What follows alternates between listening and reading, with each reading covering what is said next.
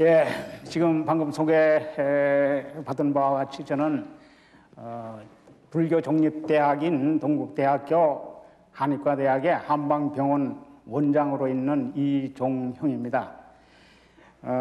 오늘 제가 여러분들에게 말씀드리고자 하는 것은 바로 그 불교와 우리 한의학과에 관련되는 것. 말하자면 불교의 유래, 또 한의학의 유래가 어떻게 되어 있고 또 관계가 어떻게 되어 있나 하는 것. 그리고 여러분들이 이제 건강하게 사시기 위해서 그 건강에 관한 문제 이런 것을 가지고 약 50분간에 걸쳐서 말씀을 드리고자 합니다.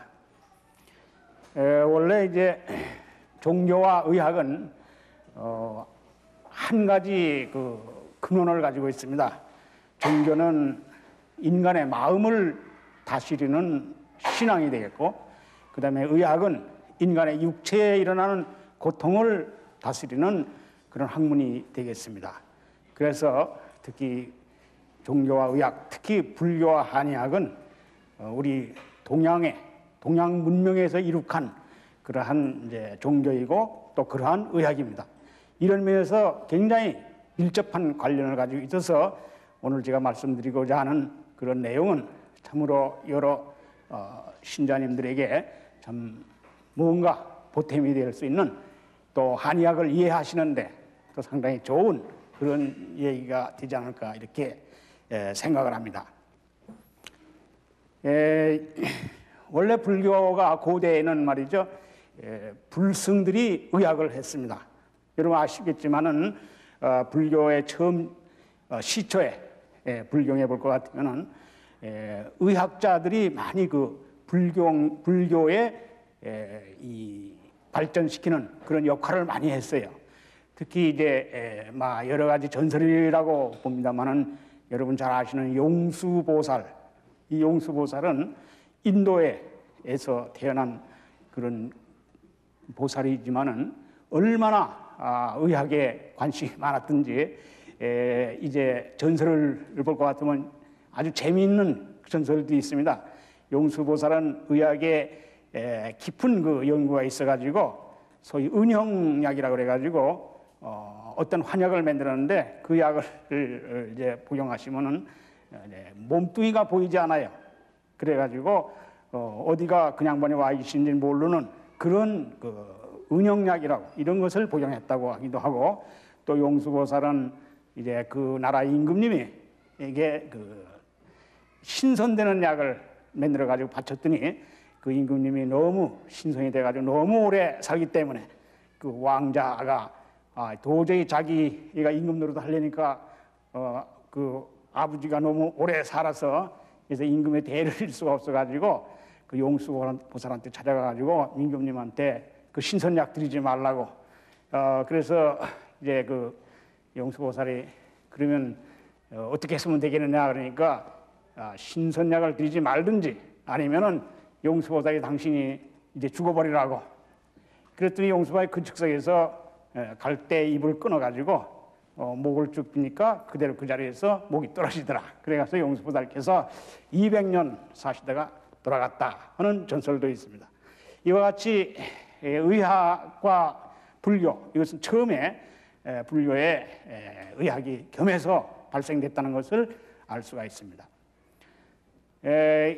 우리나라에는 어떠한 그 불교가 어떻게 의학하고 관련이 됐냐 하면은 대개 중국으로부터 이제 불교가 우리나라에 들어왔는데 처음에 아도 화상이라는 아도법사라고 아시겠죠?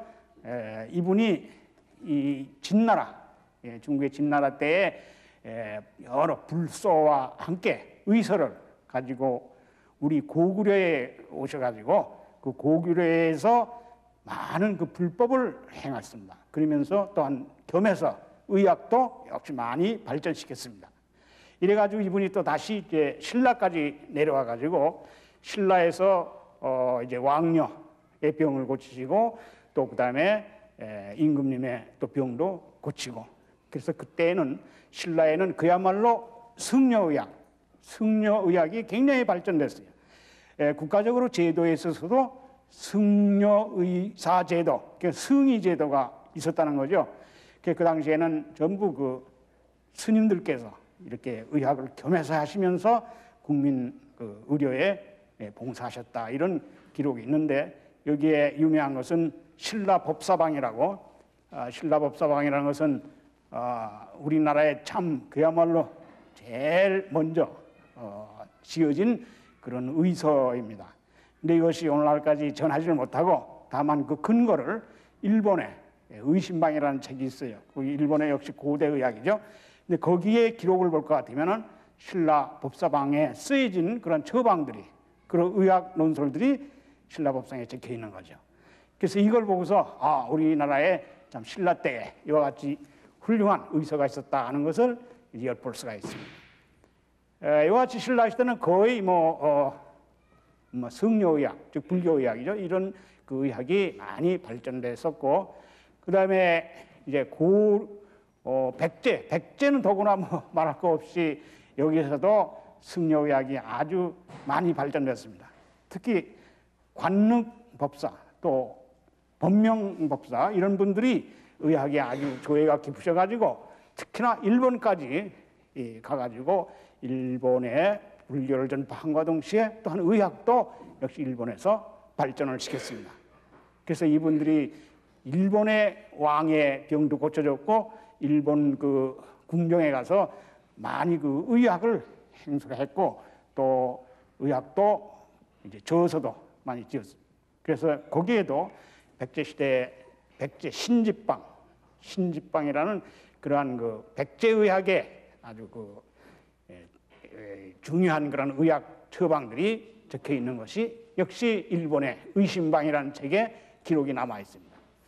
이것도 우리나라에는 전하지 못하지만은 그만큼 애국에 일본이나 이런 데 가서 우리 의학이 발전시켰다는 것. 이것은 전부 불교에서 스님들이 불경과 동시에 의학을 발전시켰다는 그러한 기록을 엿볼 수가 있습니다. 그다음 고려 시대에 와서는 더구나 이때에도 불교를 종주로 하는 그런 국가였었죠. 고려는. 이래서 이제 고려의 불교의학도 많이 발전시켰고 또 우리나라 한의학의 그 발전을 많이 시켰는데 여기에서 특히 국가적으로 동서대비원이라는 말하자면 국립의료기관이죠. 국립의료기관을 세워가지고 그 동서대비원이라는 그 의료기관에서 만 백성들의 질고를 다스리기도 하고 그랬는데 거기에 근무한 그러한 의사들이 바로 승려들이었다는 거죠. 그래서 승의가 이런 동서대비원의 그 진료를 담당했다. 그런 기록이 남아 있습니다. 이렇게 고려 때에도 역시 불교와 한의학은 굉장히 밀접한 관계를 가지고 있고 특히나 불승들이 이와 같이 의학을 해내려왔다는 것. 그래서 오늘날까지 전수되어 있다는 것. 상당히 중요한 사실이 되겠습니다. 이래서 이조 시대에 와가지고서는 이조 시대에는 이제 우리나라에서 제일 유명한 향약 집성방이라는 그러한 우리나라 최초의 최초는 아니지만 이제 오늘날까지 전해오는 의서 가운데 가장 고대 것이죠. 아까 말씀드린 그 신라법상방이나 백제신집방은 거의 다 없어져가지고 좀 찾아볼 수가 없지만은 이 향약집선방은 오늘날까지도 전해오고 있어요. 근데 향약집선방에 볼 것 같으면 향약이라는 말은 바로 우리 말하자면 동네, 우리 강산, 우리가 살고 있는 이 지역에서 자라나고 재배되는 그러한 모든 약초를 의미하는 거죠. 그래서 요즘 말하는 신토불이라는 말이 바로 여기에서 나온 것입니다. 우리가 사는 곳에, 우리 이웃에 이러한 그 약초, 유명한 약초들이 많이 있다는 것을 다 모아가지고 향약집성방이라는 그러한 의서가 이루어진 것이죠. 물론 그것은 과거서부터 쭉 내려오는 그런 경험방들 이런 것들이 다 집약이 돼가지고 만들어진 그런 의서입니다. 근데 여기에 볼 것 같으면 여기에도 경험방이라고 그래가지고 민간에서 그야말로 불교 혹은 절 이런 데서 의학을 쓰던 그러한 처방들이 많이 실려져 있어요. 이것이 과연 우리 고대에는 불교에서 의학을 발전시켰다 하는 그러한 내용을 알 수가 있는 거죠. 특히 우리나라에서 이조 시대에 작성된 동의보감, 여러분 잘 아실 겁니다. 이제 동의보감은 허준이라는 분이 완성시킨 그러한 우리나라의 가장 유명한 그러한 한의학의 원전이라고 하는 서적이죠. 근데 그 내용을 보면은 그 첫 장에 바로 불교에서 들어온 그 교리가 바로 의학에 적혀 있다는 것, 이것을 알 수 있습니다. 지금 뭘 말하냐면은 불교에서는 왜 근본적인 것이 지수화풍 4대 원소를 꼽고 있죠. 지수화풍 이런 그 내용이 바로 동의보감 첫머리에 이것이 적혀 있죠. 지수화풍이라는 것은 바로 4대 성형, 그러니까 우리 몸뚱이, 우리 인간이라는 것, 사람이라는 것이 바로 역시 자연이 지수화풍으로 돼 있다고 하죠. 또 이 인간도 역시 똑같이 지수화풍으로 구성되어 있다, 이런 얘기죠. 지는 뭘 의미하냐면 이래 우리 몸에서 뼈대, 그러니까 자연에서 제일 중요한 것이 땅이듯이 바로 우리 몸의 뼈대, 이것이 지에 해당되는 거죠. 또 수는 물수자인데 물기는 뭐냐면 우리 몸 안에 혈액, 또 진액, 침, 우리 몸 안에 있는 모든 그 액체, 이러한 성분을 수에 해당하는 걸로 보는 거죠. 그다음에 화는 불화자인데 이것은 대개 살아있는 생물이라는 것은 체온이 있게 마련해요. 온도가 있습니다.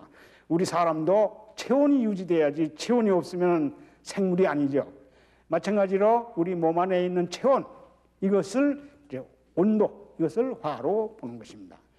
그다음에 풍은 기운, 생명이 있다는 것은 바로 움직이고 기운이 있다는 얘기죠. 그러니까 기운을 있어서 숨도 쉬고 동작도 하고 이런 것이 바로 기운을 의미하는 거죠. 이와 같이 우리 인체는 지수화풍, 즉 뼈와 액체와 그리고 체온과 그리고 기운, 이 네 가지 요소로서 구성되어 있는 것이 우리 몸뚱이다, 이런 설명을 동의보감 첫머리에 적어놓고 있습니다.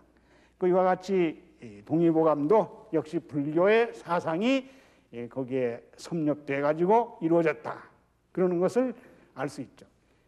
지금은 대개 아기 낳으실 때 산부인과에서 낳고 했지만은 과거에는 어땠느냐 하면은 가정에서 아기를 낳으실 때 불수산을 아주 유명한 분만약으로 취급했습니다. 즉 아기 낳게 되면은 낳으려고 그럴 때 되면은 불수산 몇 첩 저다가 데려 마시고 그러면은 아주 순산을 했다, 그래고 불수산이 나고 그러는 건데, 그 불수산의 그 이름 그대로 부처님의 손입니다. 부처님의 손. 그러니까 아기를 낳으실 때에 그 불수, 부처님의 손으로 쓰다듬어 주시면은 그야말로 분만을 아주 편안히 잘 할 수 있다, 이래가지고 이름이 불수산이 나고 이렇게 이름이 지어 있어요. 그리고 이조 시대에서 가장 우리가 생각해야 할 것은 임진왜란 때 많은 우리 그 외한테 많이 시달림을 받았죠. 이때에 참 임금님이 북쪽에까지 피란을 가실 정도니까, 그때 여러분 아시는 그 서산대사께서 승군을 이루어가지고 결국 왜적을 물찌르는 그러한 승군원이 있었습니다. 이때에 그 승군의 유명한 의사가 있었는데, 이분이 사명대사, 이분이 이제 의학에 굉장히 깊은 조예를 가지셨고, 그 다음에 또 한 분이 있어요. 사암도인이라고, 사암도인. 이분은 침구술에 굉장히 유명한 그러한 기술을 가지고 있어요. 그래서 이분이 물론 승군 자체의 의학도 의료도 물론이겠지만은 피란 여러 가지 전란 동안에 고생하는 그러한 백성들의 의료를 담당해요.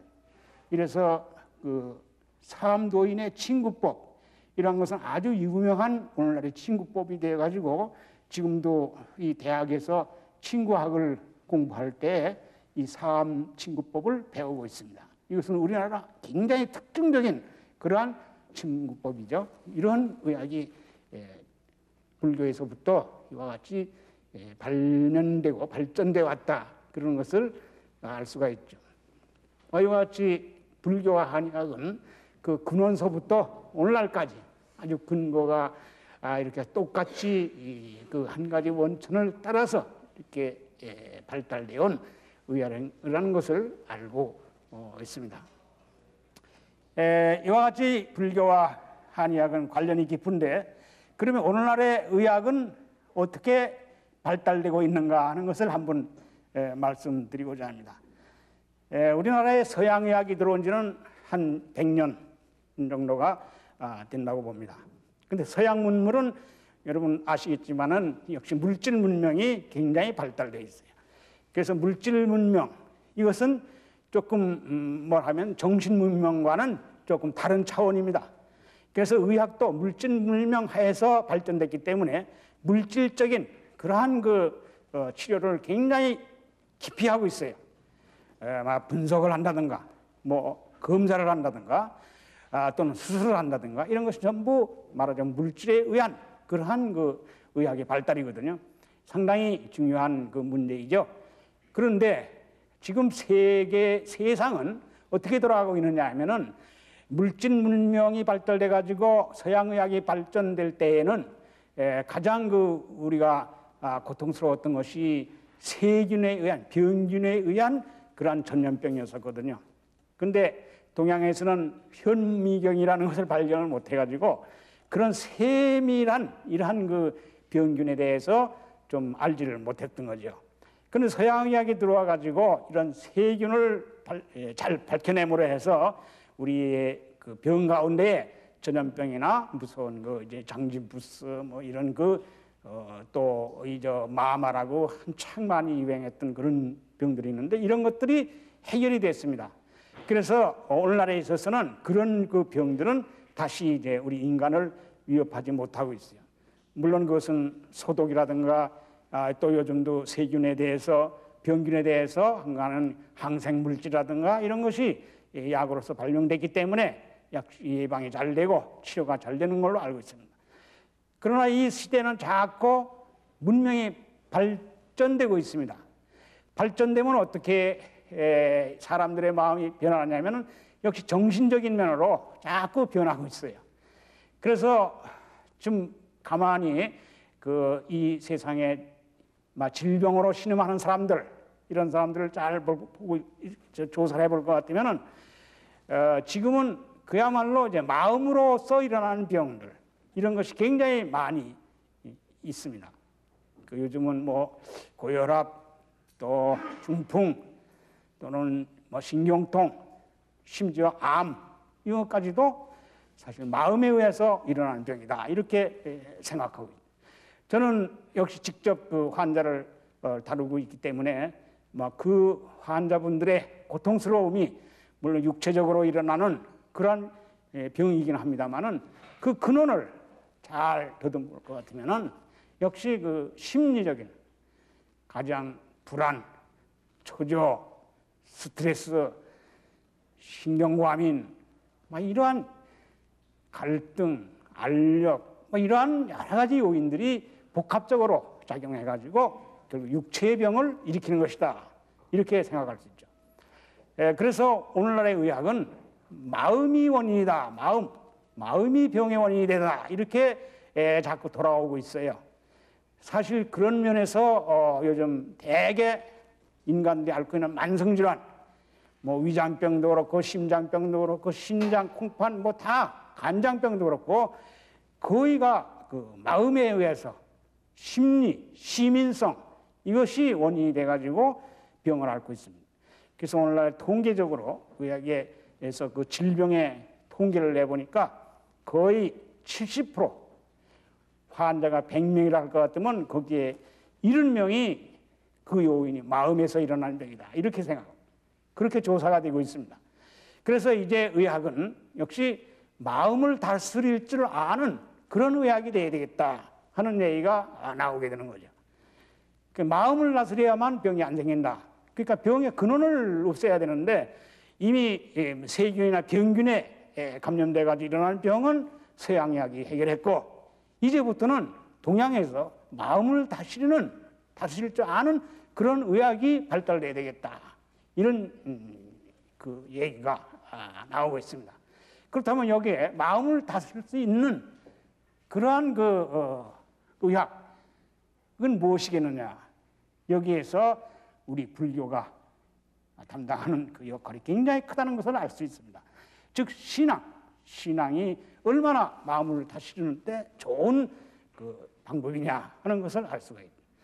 여러분들은 참으로 불교를 믿고 불교에 귀의하셨기 때문에 상당히 좋은 참 앞서가는 세대가 되리라고 생각합니다. 지금 의학에서도 열심히 마음을 다스리는 법을 가르치고 또 배우려고 하고 탐구하고 있어요.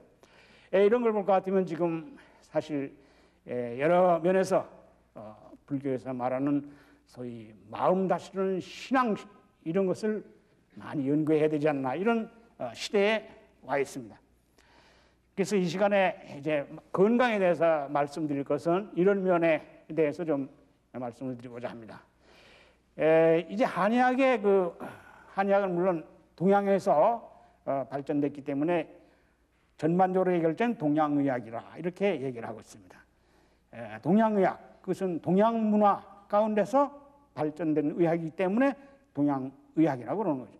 그 동양의학 가운데 우리 한의학은 한국의 한의학, 또 중국에서는 중의학이라고 합니다. 중의학 가운데 든다고 중의학, 또 일본에서는 그 화의학이라고 화의학, 대화라고 그러죠. 이제 고루화자 대화라고 일본어 그러는데 화의학이라고 화한의학, 화의학 이렇게 얘기를 하고 있죠.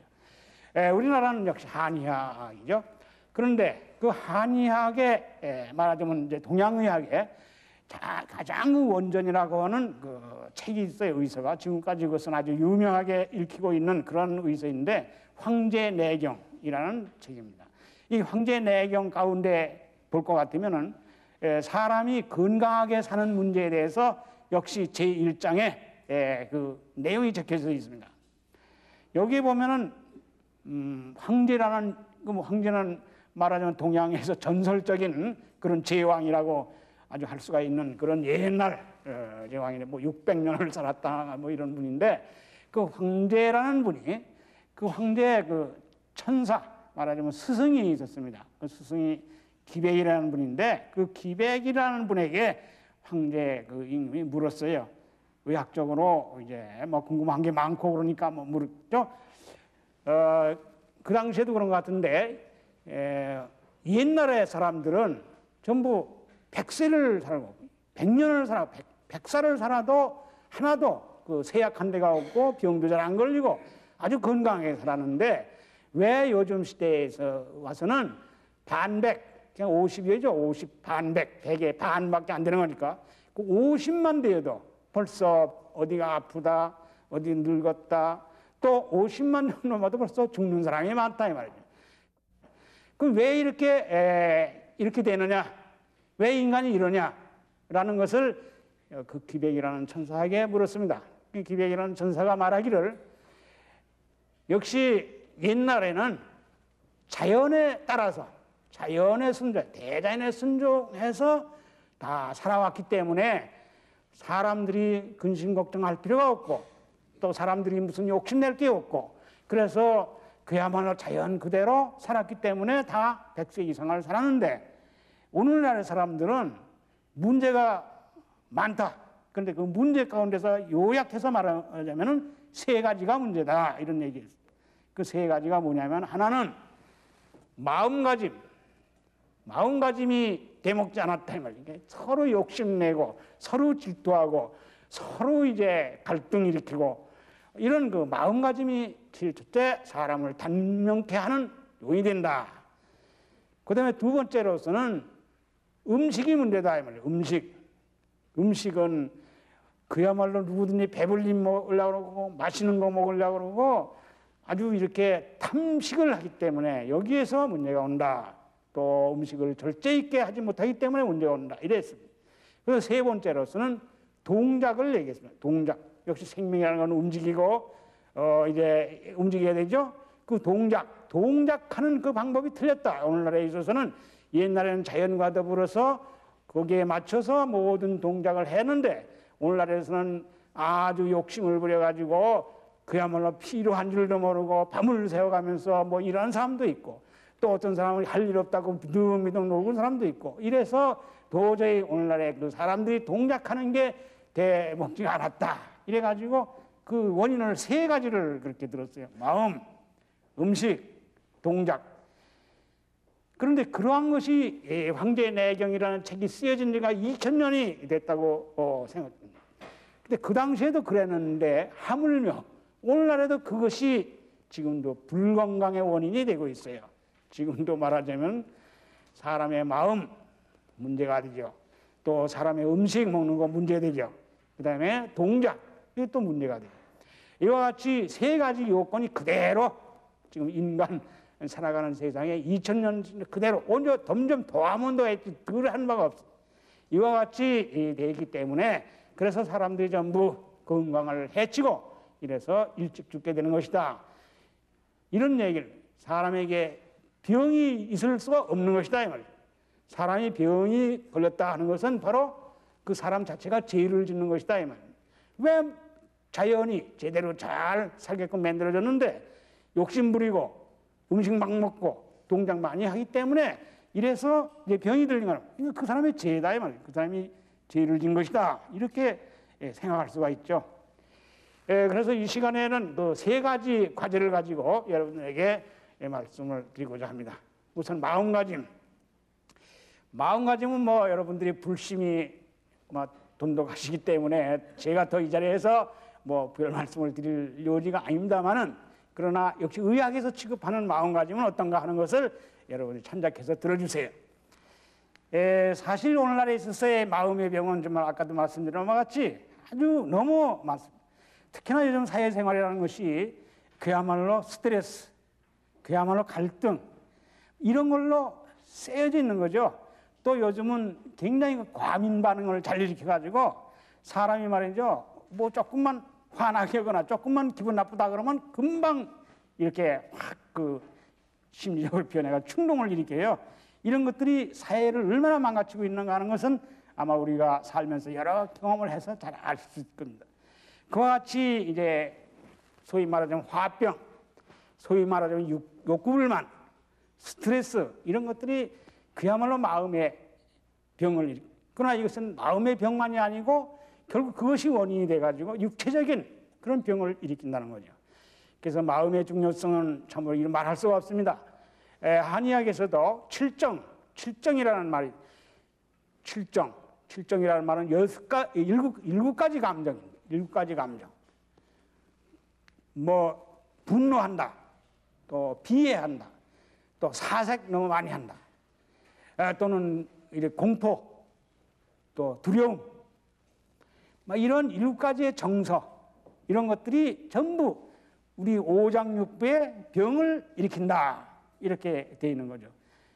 말하자면 마음으로 일어나는 그런 감정의 정서 그 과극인데 이것이 우리 육체에 와서 병을 일으킨다. 만일 화를 자꾸 내고 그러면은 간장이 손상을 받고 또 너무 슬프고 비애가 심할 것 같으면 폐장이 우리 폐가 손상을 받고 또 신경을 맞추면 신경 과민이 되면은 위장이 손상을 받고 또 두려움, 공포 이런 것이 심하면 콩팥, 심장이 병을 일으키고 이와 같이 그 우리 체내에 있는 오장육부에다가 전부 그 마음의 감정에 과극한 것을 전부 연결시켜 가지고 그렇게 설명을 하고 있습니다. 이와 같이 칠정의 과극 이것은 우리 몸의 육체의 병을 유발시킨다 이런 말이죠.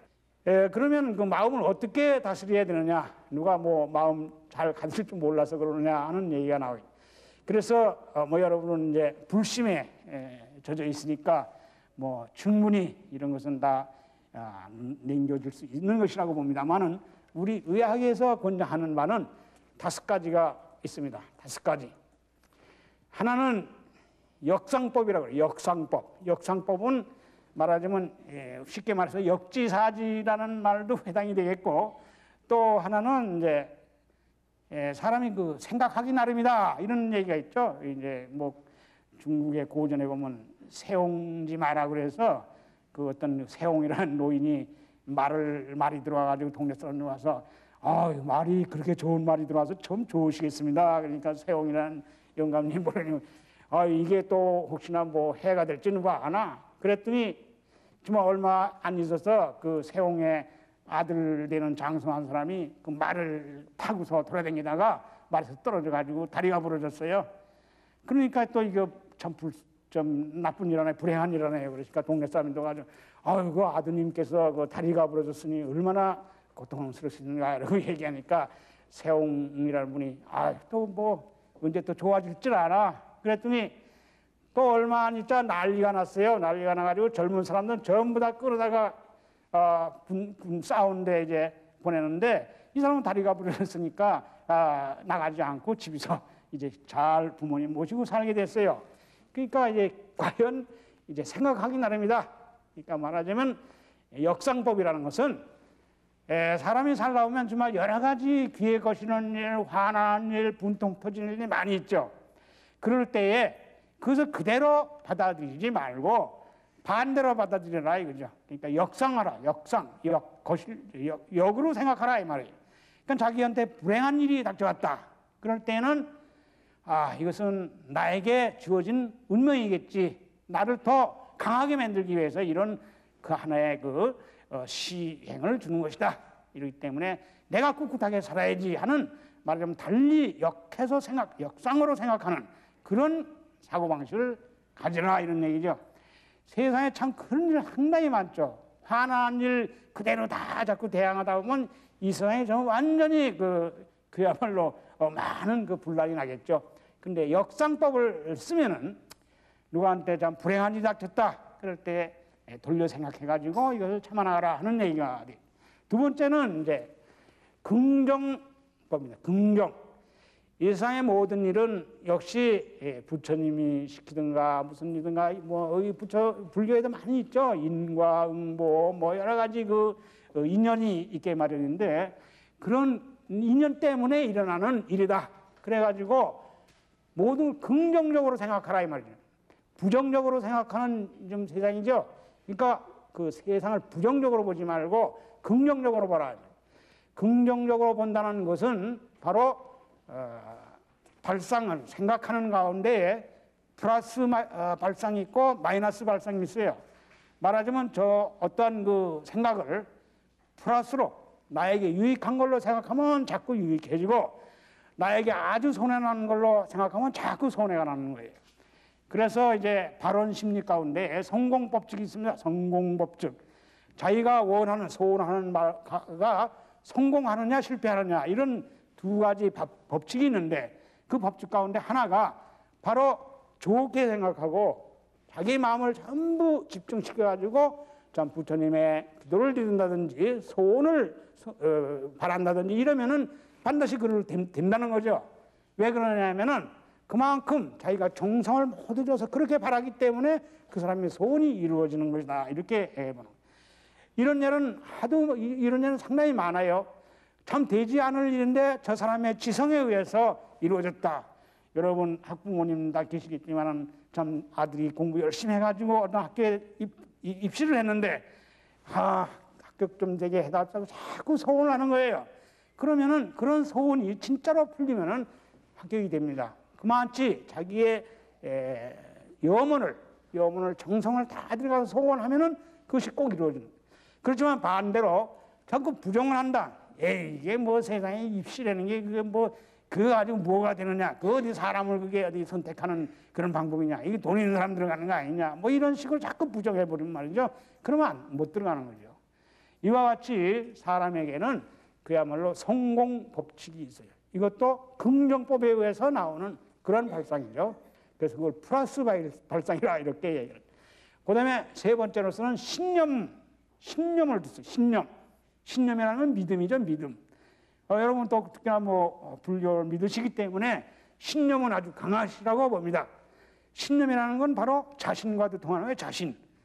어떤 일을 당했을 때 내가 자신 있다 하고 믿음을 가지고 어떤 일을 갖다가 대처를 할 것 같으면은 참 넉넉하고 느긋합니다. 그것이 바로 신념이죠. 신념이 없는 사람은 요리 갔다 저리 갔다 해가지고 아주 마음이 굉장히 가볍게 움직이게 돼요. 누가 벌써 탁 욕을 한다면 거기에 금방 신념이 자기가 없기 때문에 금방 거기 휩쓸리고 그야말로 금방 거기에 이제 말려 들어가고 이런 얘기가 있어요. 그래서 신념을 강하게 가져라. 저는 의학을 하기 때문에 물론 환자에 대한 얘기입니다만은 어떤 분이 젊은 뭐 한 50대에서 가장 한참 사업을 할 때에 그만 신경을 많이 썼겠죠. 중풍이 걸렸어요. 그래가지고 졸도해가지고 병원에 와서 입원을 했는데 그 입원을 하다가 이 양반이 한 3, 4일 되면 좀 정신이 좀 이렇게 깨어나거든요. 거기에서 이 양반이 절망을 하는 거예요. 아, 일은 많이 벌어졌는데 육체는 벌써 반신불수가 돼가지고 그러는데 아, 이거 내가 이거 어떡하냐. 이래가지고 절망에 돼버리면은 그 사람의 치료는 상당히 더딘다는 거죠. 안 돼요. 잘 안 돼요. 그러나 그분이 신념을 가지고 좀 불교를 믿든가 아니면 마음이 굳든가 이래가지고 신념을 가지고 아, 내가 이럴 때 참 믿음을 가지고 내가 자신 있게 이걸 고쳐나가야 되겠다 하는 신념을 가지고 열심히 움직이려고 애를 쓰고 열심히 치료를 받고 이렇게 하면은 굉장히 빨리 효과가 나는 거죠.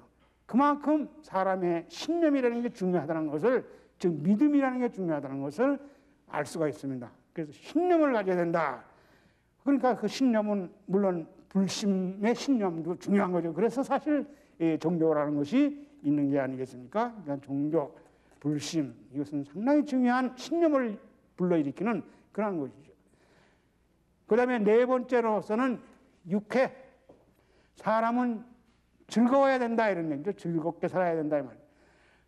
찌푸리고 마음 상해서 조마조마하고 불안, 초조 이것은 전부 병의 원인. 그러니까 어떤 경우든지 즐거운 것부터 유쾌한 것부터 찾아야 된다 이런 얘기죠. 옛말에 우리 속담이 있습니다만은 일소라는 말이 있죠. 일소는 웃음소자하고 젊을 소자예요. 그러니까 한 번 웃는데 한 번 젊어지고 10번 웃으면 10번이 다 젊어지는 거예요. 그래서 노자는 분노한다는 노고 하나는 늙을 노자죠. 그러니까 자꾸 분통이 터져가지고 화를 자꾸 내고 그러면은 결국은 그만큼 자꾸 늙는다 이 말이야. 노화가 된다 이 말이야.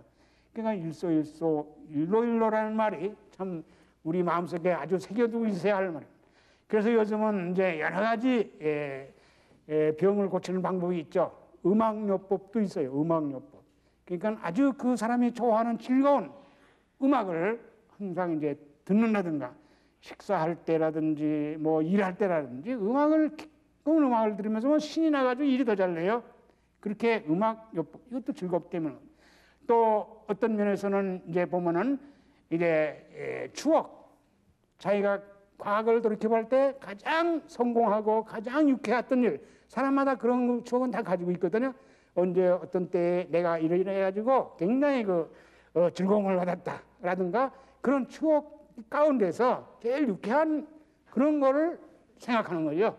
그러면 마음이 자연적으로 즐거워지는 거죠. 이와 같이 유쾌한 방법을, 유쾌한 심리를 항상 가지는 거예요. 그 다음에 끝으로 명상법입니다. 명상은 아마 불교에서 많이 이제 권장하는 그러한 이제 행위입니다만은 이 명상, 이 사실 사람이 너무 가볍게 움직이는 데는 명상력이 없기 때문에 그런 겁니다.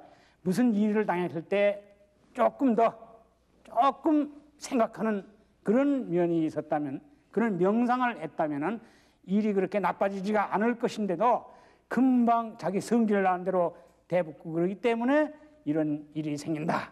그런 일이 그르친다 하는 것을 얘기할 수가 있죠. 그래서 이런 명상법 이것도 중요한 방법이 되겠죠.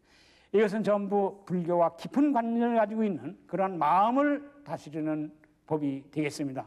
그러니까 이렇게 불교하고 의학하고는 이제 과거도 그랬지만 앞으로는 더욱더 아주 연관을 깊이 가지고 지금 의학에서도 굉장히 그 마음 다스리는 방법을 연구하고 있으니까 거기는 무엇보다도 우리 동양에서의 불교가 가장 잘 어울리는 그러한 심리적인 방법이 되지 않겠나 이렇게 말씀을 드리겠는데, 여러분 의식 동원이라는 말을 많이 들었을 줄 압니다. 의와 식은 근원이 같다 이런 얘기인데요. 근데 지금은 그 해석을 달리하고 있습니다. 식도 의다 이 말입니다.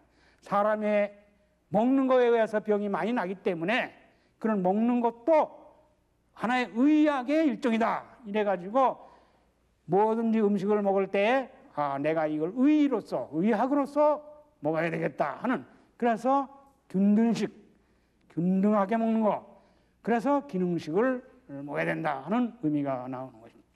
이런 그 음식의 관계가 있고, 그래서 의식동원이라는 건 그냥 뭐 하기 좋은 말로 하는 것이 아니에요. 그 의미가 굉장히 깊이 들어가 있는 것입니다. 그 다음에 운동에 대해서 동작에 대해서 좀 또 말씀을 드리겠어요. 동작은 바로 한의학에서 가장 그 중요시하는 것인데, 그 기라는 것이 바로 몸의 동작을 의미하는 것이죠. 그래서 세 가지가 있습니다. 하나는, 첫째는 우선 사람은 스트레처라는 운동은 말하자면 이제 기지개 운동이라는, 기지개 운동. 사람이 반드시 이렇게 가만히 앉아 있다가 일어나거나 동작을 하려고 할 때에는 기지개 운동을 해야 됩니다. 이거 아주 중요한 거예요. 기지개 운동. 말하자면 이렇게 한번 하고 다리도 쫙 굽히고 쫙, 이건 천천히, 빨리 하면 안 돼요. 천천히. 그래서 기가 통하도록 천천히 해서 기가 잘 통하게. 목 운동도 괜히 확 이러지 말고 쭉 숙였다가 쭉 들었다가, 이런 그 기 운동, 이것이 제1단계 운동이에요. 그러니까 반드시 뭐를 시작할 때는 반드시 기지개 운동을 해야 됩니다. 그 다음에 두 번째 가서 전신 운동이죠. 전신 운동은 젊었을 때는 과격 운동이 좋아요. 마라톤을 한다든가 뭐 이런 줄넘기를 한다든가 또는 뭐 배구 이제 탁구 이런 거 막 운동하는 거는 좋은데, 적어도 30대 이상이 되면은 이게 할 수가 없어요. 그때는 굉장히 손해 봅니다. 그러니까 그때는 보행운동은 전신의 운동이 다 돼요. 그래서 그 소위 말하자면 요즘 말하는 조깅이라고 그러죠. 그 조깅도 절대 빨리 걸으면 안 돼요. 천천히 느릿느릿하게 걸어서 온 전신 운동이 되라고. 이렇게 운동을 해야 되는 거죠. 세 번째, 3단계에서는 수면입니다. 수면. 쉬어야 돼요. 그리고 운동만 한다고 해서 자꾸 운동하면 안 되죠. 그러니까 반드시 휴식을 해야 되는데, 휴식 가운데는 잠자는 것, 이거 제일 좋죠. 잠을 충분히 자야 됩니다. 정신노동, 육체노동 다 휴식시키는 것이 바로 수면에 달려있죠. 그래서 이러한 수면 같은 걸 잘하고, 특히 거기는 좌선 같은 것도 해당돼요. 불교에서 말하는 소위 좌선, 명상 뭐 이런 것도 다 조용하게 앉아서 마음을 깨끗이 하고 몸을 고요히 가지고서 좌선을 한다든가, 이런 건 상당히 중요한 거죠. 그런 그 3단계 운동법이 있으니까 기지개, 그 다음에 전신, 그 다음에 이제 휴식, 이와 같은 3단계를 잘 해야 된다는 거죠. 뭐 시간이 없기 때문에 뭐 또 자세하게 설명을 못 드렸고, 다만 대충 이제 말씀을 드렸습니다. 이제 앞으로의 의학도 이제 현미경으로 본다든가 무슨 MRI 찍어본다, 이런 것은 국소적인 치료밖에 안 되는 거예요. 근본적으로 하려면 MRI 봐가지고 마음이 보입니까? 또 현미경 아무리 들어본들 마음이 보여요? 이건 어디까지나 심리적인 마음을 다스릴 줄 아는 그런 의학으로 지금 전진하고 있습니다. 따라서 여기는 불교에서 많이 이끌어줘야 그래야 의학도 발전이 된다. 이런 말씀을 가지고 오늘 불교와 한의학 굉장히 관련 깊은 말씀을 드렸습니다. 감사합니다.